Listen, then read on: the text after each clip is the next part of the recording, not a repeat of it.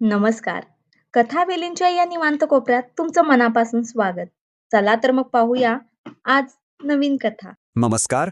उंबरठा आणि ती या पुस्तकातल्या एका अशा भागावर आज आपण बोलणार आहोत जो खरं तर अनेक नोकरी करणाऱ्या स्त्रियांच्या अगदी मनातली गोष्ट आहे. चला ही भावना जरा जवळून समजून घेऊया.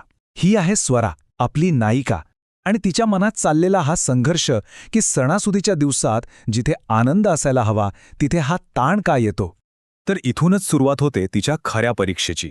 बघा, एका बाजूला आहे ऑफिसची डेडलाईन आणि दुसऱ्या बाजूला आहेत दिवाळीच्या पारंपरिक अपेक्षा, दोन्ही तितकंच महत्वाचं. तर परिस्थिती अशी आहे की ऑफिसमध्ये तिच्यावर प्रचंड दबाव आहे. ती एक सॉफ्टवेअर इंजिनियर आहे आणि सध्या क्वार्टर एंड सुरू आहे. म्हणजे कामाचा इतका व्याप की एक चूकसुद्धा खूप महागात पडू शकते. पण ऑफिसमधून घरी आलं की चित्र पूर्णपणे वेगळं. घर गजबजलेलं आहे नातेवाईकांनी, आणि त्या सगळ्यांच्या तिच्याकडनं खूप अपेक्षा आहेत. पारंपरिक दिवाळीची तयारी, फराळ, सगळं काही. आणि मग काय, सुरू होतो अपेक्षांच्या ओझ्याचा एक वेगळाच खेळ. हा असा दबाव आहे जो तिला आतून पोखरून काढतोय. पाहूया तरी नक्की कोणत्या दबावांना तिला सामोरं जावं लागतंय. एखाद्या नातेवाईकाकडून सहज बोललेलं एक वाक्य की अजून घरातून फराळाचा सुगंध येत नाहीये. आमच्या काळी आम्ही एका रात्रीत 5 किलो लाडू वाळायचो. आता हे ऐकायला साधं वाटेल, पण हे काळजाला लागतं. कारण यात फक्त शब्द नाहीयेत, यात आहे 2 पिढ्यांमधली एक न बोललेली तुलना. आणि त्यात भर म्हणजे हे वाक्य की बाहेरचं आणलं की सणाची गोडीच जाते. म्हणजे बघा, सणाचा आनंद थेट जोडला जातोय स्त्रीच्या स्वयंपाकघरातील श्रमाशी. जणू काही तिने राबल्याशिवाय सणाला चवच नाहीये.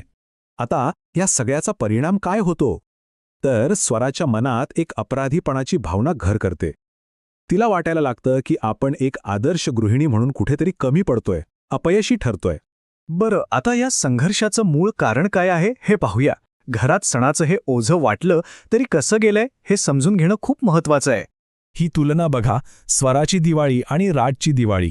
कामाच्या असमान वाटणीचं इतकं स्पष्ट चित्र क्वचितच बघायला मिळतं.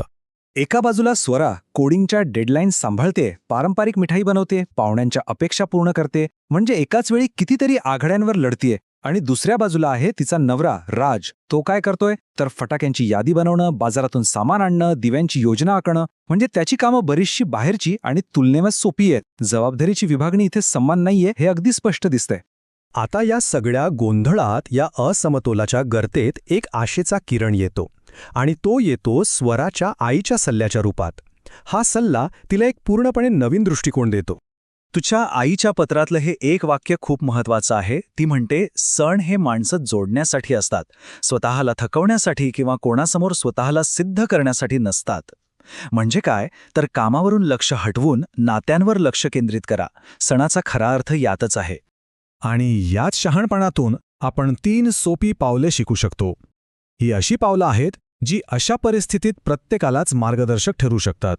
तर पहिलं पाऊल आहे, परिपूर्णतेचा हव्यास सोडा.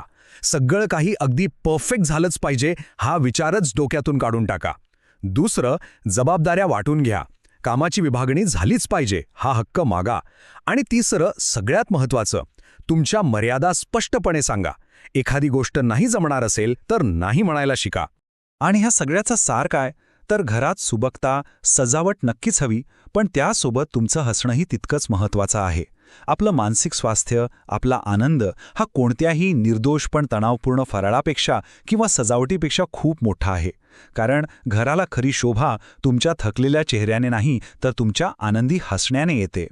आणि शेवटी एक प्रश्न आपल्या सगळ्यांसाठी उरतो की सण हे फक्त एक कर्तव्य, एक जबाबदारी न राहता मनापासून साजरा होणारा उत्सव कसा होऊ शकतो. यासाठी आपल्या घरात आणि आपल्या समाजात नेमके कोणते बदल घडायला हवेत, विचार नक्की करा. चला तर मग तुम्हाला आजचा व्हिडिओ कसा वाटला हे कमेंटमध्ये नक्की सांगा. आणि असेच व्हिडिओ पाहण्यासाठी या व्हिडिओला लाईक आणि चॅनेलला सबस्क्राईब नक्की करा. धन्यवाद.